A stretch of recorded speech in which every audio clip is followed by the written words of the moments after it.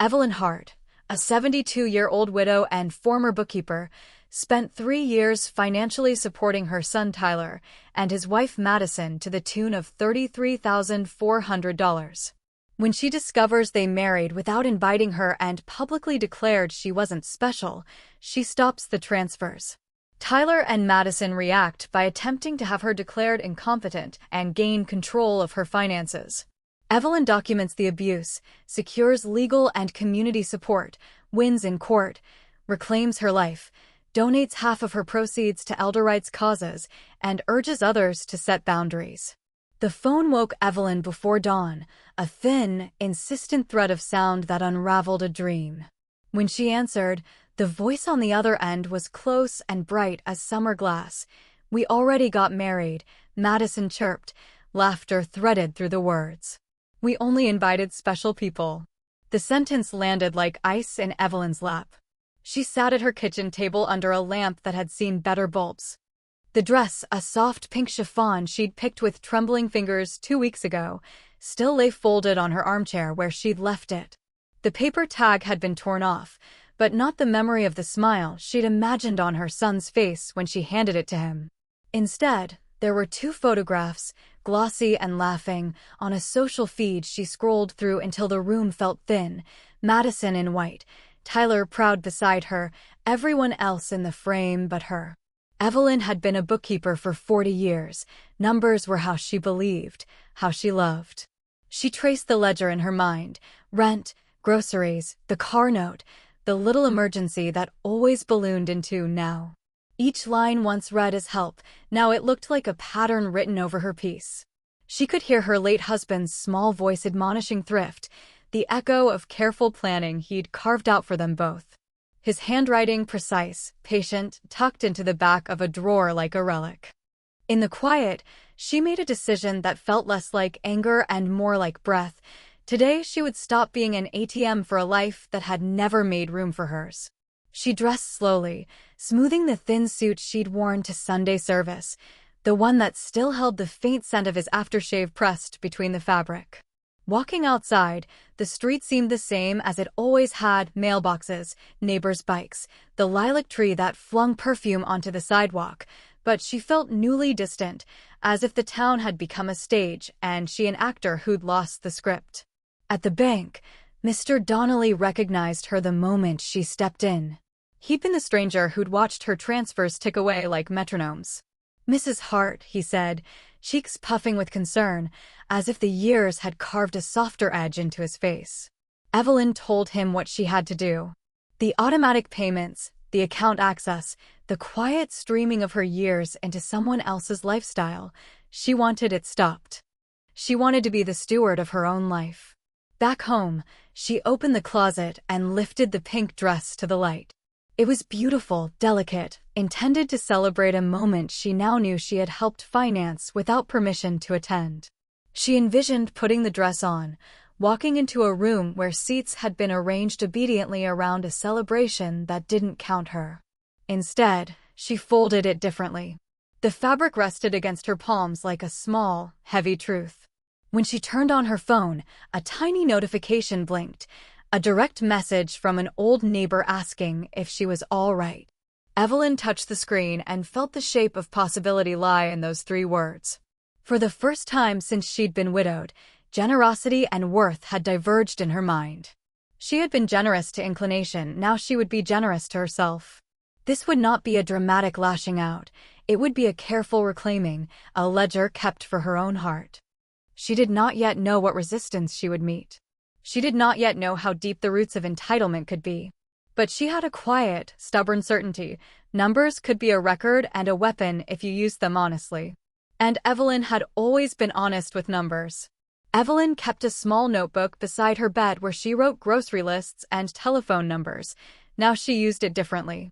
On the first page she drew a column and, with a hand that still held its old precision, she began to write. Each entry was a memory folded into a mathematics: 3 years of rent, the car payment made when they promised, "We'll pay you back next month," an air conditioner that hummed back to life because of her. With each line the numbers swelled, but more than money the ledger revealed the weight of expectation she'd carried like an invisible coat. Neighbors came by in ones and twos. Nora, who worked part-time at the library, brought a pie and stayed for coffee. She sat across from Evelyn and listened with the kind of attention that made Evelyn feel unhurried. "They call it grooming," Nora said quietly, leaving the medical term in the air as if naming it made it less monstrous. "Make you indispensable, then ask more." Her voice had no judgment, only recognition. "You're not the first to be loved only for your wallet." At church, the pastor crossed his hands and said, "Make sure you have someone to watch your back." He did not preach, he advised. The council felt small and human and profoundly practical. Evelyn began to collect small proofs, ATM slips, email threads where Madison wrote urgent messages, photographs of a new couch with the store receipt tucked under the cushion. Each scrap felt clumsy against the enormity of betrayal, but Patrick Green, the lawyer recommended by the pastor, said it was all ammunition. He sat across from her with a file folder open and a face that suggested this was precisely the sort of thing he had been waiting to dismantle. "Elder financial abuse," he said, the words precise and cool. "It's legal and ugly. We can build a record. We'll need everything you can provide: bank statements, transfer records, text messages, even the social posts that show the wedding." He slid a printed checklist across the table, a roadmap out of fog. Evelyn felt an odd mix of vulnerability and power. For years she'd been subtracting, now she was assembling. At home, Tyler's calls multiplied, a flurry of polite alarms. He left a voicemail where his voice strained for normalcy. "Mom, we're just worried." There was a brief, tremulous edge he could not erase, as if practice in manipulation left a trace of guilt in the corner of his mouth. Evelyn did not answer. Instead, she rechecked the transfers, canceled the automatic ones, and changed passwords. Small acts of defense felt strangely ceremonial. They were the first stitches of a new garment she would wear. Then the knock came. Tyler and Madison arrived with Mr. Fenton, a sleek man who smelled of cologne and certainty. They moved through Evelyn's living room like owners appraising property. "We're concerned about you," Madison said, voice sugar-coated. "We just want what's best." Tyler's eyes flicked toward her hands, the ledger on the coffee table, the camera feed that now displayed their silhouettes on a small screen. "It's for your protection," Mr. Fenton added, laying a brochure about conservatorship like a dinner plate. The scene was small-scale theater, a well-rehearsed attempt to shift the narrative. Evelyn's spine remained steady, but her chest nodded at the implication. The ones she had carried were now trying to carry her. When they presented a form asking for temporary power of attorney, Evelyn's hand closed around it like a fishing hook. "This is my life," she said simply. "I gave when I chose. I will not sign away the rest." They left with the courteous agitation of the entitled. After the door shut, Evelyn sat on the sofa and breathed like a woman learning the contours of a new map. The camera she'd had installed the day before, small, unobtrusive, a gift to herself, blinked and recorded the departing taillights. She watched the footage and recognized, in slow pulses, the look on Tyler's face, practiced impatience, the neat cruelty of someone who had learned to treat affection as a utility. That night she slept poorly but dreamt with clarity. In the dream, she and her husband walked through a house of ledgers where each room held an account of giving. They moved without argument, organizing, naming, closing doors. When she woke, she understood possibility. Documentation could be more than reaction. It could be testimony. She would not merely defend her money, she would defend the story of her life. Months of careful collection felt like preparing for a storm that never arrived, until the county car rolled up to Evelyn's curb. Miss Carver, a social worker whose badge shone like a small, bureaucratic sun, introduced herself with the polished compassion of people trained to tilt the world towards safety. "We received a wellness referral," she said, and Evelyn felt the floor shift under her feet. It wasn't the family's lawyer or their polite visits now. This was the system itself asking questions. Patrick arrived within 20 minutes, tie slightly awry from the quick drive.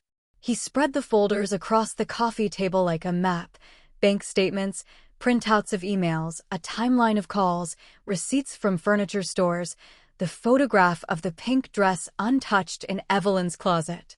Miss Carver leafed through each piece slowly, her eyes flat and professional. "We have to be sure," she murmured. The process felt invasive yet oddly validating. If the state asked, then the reality of Evelyn's life would be examined under a neutral light. Then, a new shock. A petition appeared at the courthouse, filed by Tyler and Madison, seeking guardianship. The word incompetent hung over the filing like a gauntlet. It was one thing to be excluded from a family celebration, it was another to have your autonomy challenged in the language of law. Evelyn sat in the dim waiting room and felt the blood leave her face not because she feared losing money, but because someone had registered her dignity as a commodity. At the first hearing, Tyler's carefully composed voice recited small alarms. Mom is making poor decisions. She's isolated herself, and Madison's practiced concern played the room like a violin. They produced neighbors who had been nudged into statements. Mr. Connors, who disliked the new cameras, and a pharmacist, awkwardly convinced that Evelyn had missed meds. One by one, their claims formed a mosaic of doubt. But when defense met accusation, the direction of the case shifted. Patrick called witnesses who were not paid or coached. Nora from the library testified to coffee visits and laughter. The bank manager described Evelyn's thoughtful requests to secure accounts. Dr. Moore, an independent evaluator, returned cognitive scores in the above-average range. The courtroom felt less like a battlefield and more like a careful weighing. Yet momentum seemed fragile. One misstep, a delayed document, a missing phone message, could tilt everything back. Then came the moment that could have undone it all. A key witness, Mr. Connors, when called back to clarify, swore under cross that he had not seen Evelyn yelling. He'd only heard a dispute and assumed the worst. That admission should have been a relief. Instead, it opened a narrow flank. Tyler's lawyer hammered on the camera footage Evelyn had used as proof, suggesting it reflected paranoia. They argued the camera was proof of obsession, not protection. The judge paused, the quiet before an echo. Patrick leaned forward and, for the first time in public, spoke with a heat that made the air in the courtroom thicken. He told the human story, not only of transfers and receipts, but of a life devoted to care, of a widow who patched holes for grown children until she had none left. He described the pink dress, the unopened envelope, the ledger. Then he turned the lens back to the petitioners and asked a simple financial question that landed like a physical blow. How much did you receive from Mrs. Hart in the past 3 years? The pause stretched. Tyler's face reddened. He stammered. It was the first crack in their armor. Numbers, which had been Evelyn's solace, now acted as an accuser. The court, which had been poised to accept a narrative of decline, was forced to reckon with a trail of transactions that suggested a motive beyond concern. The judge ordered forensic bank statements. The case pivoted from a conversation about care to a question of money. What had been hidden in smiles now had to be traced on paper. Evelyn felt something fierce and strange bloom inside her, vindication and sorrow braided together. The twist was not that she would win or lose, but that the fight had become public, that privacy had been exchanged for scrutiny. She had wanted to protect herself, now she had to prove she was worth protecting. The weeks before the hearing were a slow, grinding assembly of proof and presence. Forensic accountants traced wire transfers like footprints in snow. Patrick organized witness statements with a tactician's care. His staff prepared exhibits that folded the messy intimacy of family into crisp bundles with tabs and labels. Evelyn felt herself move through a version of her life reduced to paper, the grocery receipts, the rent slips, the screenshot messages with urgent pleas. Sometimes she would lay a single sheet on her lap and remember the scene that produced it, the quiet of a fridge that would have hummed empty if she'd not filled it. Not every day offered small victories. Once, an elderly neighbor's memory faltered at the courthouse, muttering about a muffled dispute that had sounded like yelling. The defense exploded at the moment. One borrowed rumor could shatter an otherwise steady narrative. Patrick, patient as ever, coaxed the neighbor's recollection gently. guiding him back to the many afternoons over tea that testified to Evelyn's social life and mental clarity. Each saved moment felt like stitching a torn seam. The social media trail became more damning than the petitioners intended. Friends posted stories of the wedding's guest list, faces smiling, seats filled, the conspicuous omission. People began to ask questions online, and Evelyn saw her story refracted through strangers' empathy. Calls arrived from women who had experienced similar thefts of trust. A local reporter asked for comment, his voice even and careful. For the first time, her private ledger felt like a communal ledger, an indictment of a social pattern of entitlement. A day before the trial, Evelyn sat with Dr. Moore for a final cognitive evaluation. The doctor's testing room smelled faintly of coffee and antiseptic. She handed Evelyn a pen and watched her draw a clock twice, each hand placed with surety. "You're clear," the doctor said plainly, and the words dropped like relief into Evelyn's chest. She had feared embarrassment more than she had feared the test. This was not only about winning in court, it was about proving to herself the steady contours of her mind. The morning of the climactic hearing felt ritualized. Evelyn dressed in the black suit she had ironed and pressed days before, not as armor, but as a respectful armor for the formal place where decisions would be made. Inside the courthouse, the air smelled of polished wood and paper. Tyler avoided her gaze. Madison's posture was perfect, a manufactured grief she had polished into performance. Their lawyer opened with a practiced cadence, painting a portrait of an elderly woman isolated and confused. The words slid like varnish over an accusation. Patrick's strategy, measured like a chess player's moves, was to collapse motive into math and to humanize numbers with memory. He presented bank records that traced $33,400 in transfers, annotated with context, the June rent that paid to stop an eviction notice, the Christmas presents, the unremarked $800 dress loan. He called witnesses who had seen Evelyn manage a household, who had shared therapy sessions and coffee with her, people who testified to her clarity and routine. The judge watched the display, fingers steepled, expression unreadable. Then came a turn no one in the courtroom expected. Madison's voice cracked. Under cross-examination, she had to explain the pink dress question, and her defenses frayed. Tears fell that seemed less like remorse than performance dissolving. Tyler's face betrayed a flicker of regret, a tiny bone-deep recognition of being seen. The moment widened. For a brief second, the sanitized choreography of a family's plan looked like something human and brittle. The climax was not sudden fireworks, but a collapse of the petitioner's carefully arranged narrative. Evidence had built an architecture that could not be pressed away by practiced empathy. The courtroom hum changed from polite curiosity to weighty consideration. Evelyn sat quietly, watching the slow movement of consequence, aware that this was both legal reckoning and personal endgame. She felt neither triumph nor vindictiveness, just a tired, steady relief as the machinery of truth ground forward. When Judge Alvarez called the court into recess and then returned, the room seemed smaller, as if the walls had leaned in to listen. The final arguments folded together like two hands closing. Tyler's lawyer spoke with careful sorrow, painting a portrait of a son worried about his mother's solitude. "We only want what's best," he said, voice even and practiced. Across the aisle, Patrick rose with a quiet intensity that commanded attention. "This case," Patrick said, "is not about estrangement or hurt feelings. It is about whether a vulnerable woman has been financially exploited by those closest to her." He spoke of evidence, of patterns, of calculated dependency. But he also spoke of the pink dress and the unopened envelope, because law and tenderness must sometimes be argued in the same breath. "Mrs. Hart's generosity made her a target," he said. "We asked the court to see that for what it is." Evelyn had rehearsed little things in her head, how to sit, what to say if she was called. When the judge asked if she would like to address the court, she rose slowly. Her voice surprised her. It had a timbre that sounded older and truer than she expected. She did not cry. She did not plead. She told the story of small debts and big absences. She read aloud a letter she had written not for the court, but for herself, Lines about a husband who taught her fidelity to numbers, about mornings filling empty fridges, about the strange sting of financing a celebration that excluded her.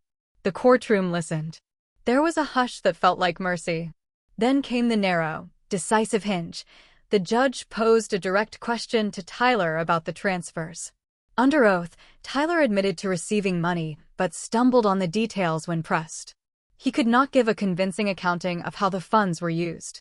Madison's testimony, once confident, wavered under the prosecutor's cross. A neighbor's complaint proved to be a misunderstanding. The pharmacist had corrected his initial statement. The forensic accountant's ledger, neat and relentless, showed a pattern of withdrawals tied to ongoing lifestyle maintenance. As the court weighed motive, the simple arithmetic of Evelyn's life took on moral weight. The judge listened to Dr. Moore's evaluation, the bank manager's careful notes, the neighbor's corrected testimony, and the exhibits that mapped out a 3-year pattern.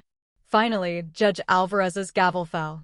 He read the ruling slowly, a jurist's cadence that made each word feel like a small epic. The petition for guardianship was denied. Evelyn was fully competent. The court found insufficient evidence that she lacked capacity. Motive, the judge noted, suggested financial interest. The verdict landed not as a Pyrrhic triumph, but as a reclamation. Emotion unfurled in the smallness of ordinary things, Evelyn's shoulders lower by a fraction, the release of a hand that had clutched too long to resistance. Tyler and Madison gathered their papers with the swift, bright anger of people whose plans had been interrupted. They left the courtroom in a flurry. Outside, the courthouse steps swallowed them like an indifferent maw. Evelyn did not chase them. She accepted the outcome with an odd mixture of sorrow and relief. Later, in a hallway, a woman approached her with teary eyes and a whispered, "Thank you," a neighbor who had watched her fight and had been given permission to hope. Patrick patted Evelyn's hand with delight, professional affection of a man who had spent his life protecting people at their most vulnerable. The victory felt, in the clearest sense, like a permission slip, permission to stop giving away her life. That evening, Evelyn walked home under a sky the color of old books. The city seemed gentler, as if the world had acknowledged an injustice and taken, however haltingly, a step to correct it. She passed a storefront where a watercolor class advertised, "Beginner's Welcome."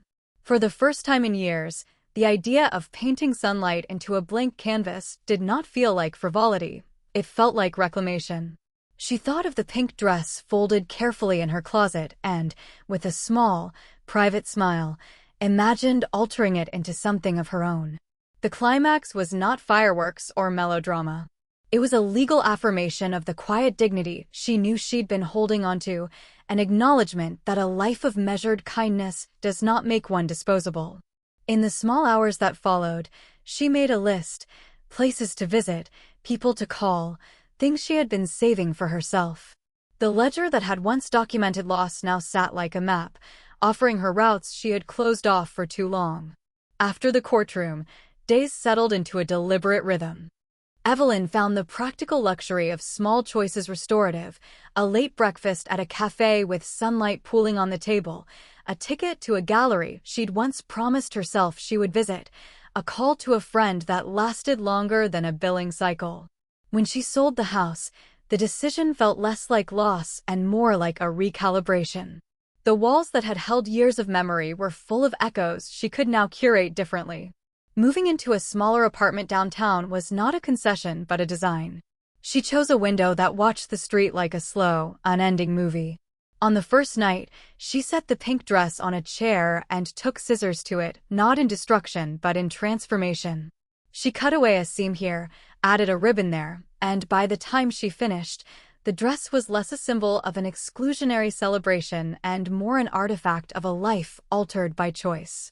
She laid the reworked fabric on her bed and felt the satisfaction of making something for herself. Evelyn split the proceeds of the sale, half to organizations that offered legal help and advocacy for elders, half to herself. Giving back felt like wisdom, not penance. She enrolled in a painting class that met on weekday afternoons, a small group of people, each with hands that had worked and lives that had weathered storms.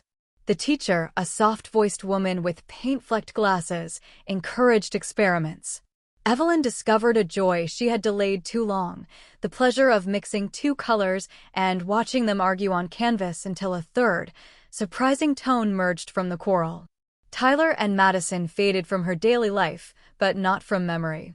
Rumors drifted, Madison trying temp work, Tyler moving to a smaller apartment. Evelyn sometimes imagined them learning to eat discounts carved out by honest labor. Sometimes she felt a cold wash of grief for the son she'd thought she knew. Grief was not the same as rage, it was a complex, human folding in of loss. She had, after all, been both mother and banker, and she had now chosen differently. Neighbors became a real community. Nora brought biscuits on Sundays. Mr. Connors, who had hardened in the courthouse, left a shy note apologizing for assuming the worst.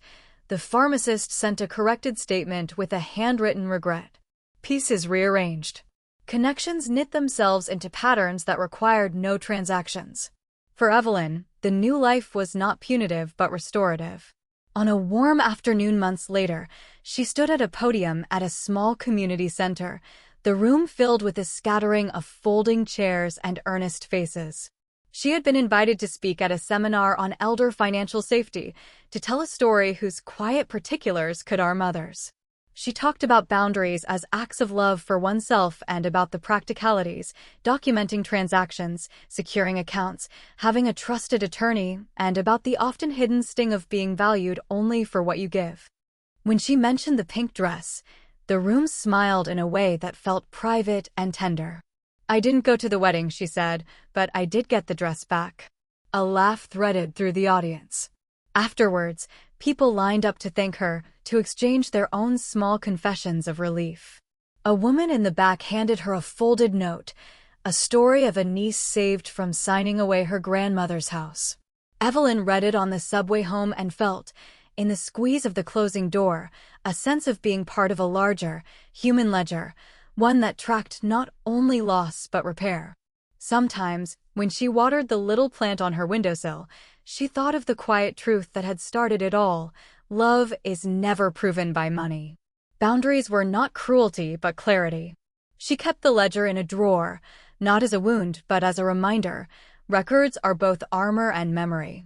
In the evenings she painted, surrounded by the small pleasures she had earned: a tea with honey, a radio playing old jazz, friends who arrived without agenda. The final image of Evelyn was not a triumphant, cinematic vanishing but a patient, steady snapshot, a woman who had loved hard, learned harder, and then crafted a life that no longer required her to pay for belonging. She lived simply, with dignity, and with pockets of joy that had nothing to do with receipts. When people asked her what she had learned, she would say this: name the cost of what you give, set a price for your peace, and never confuse generosity for obligation. In that sentence lay the hard-earned grace of a life reclaimed.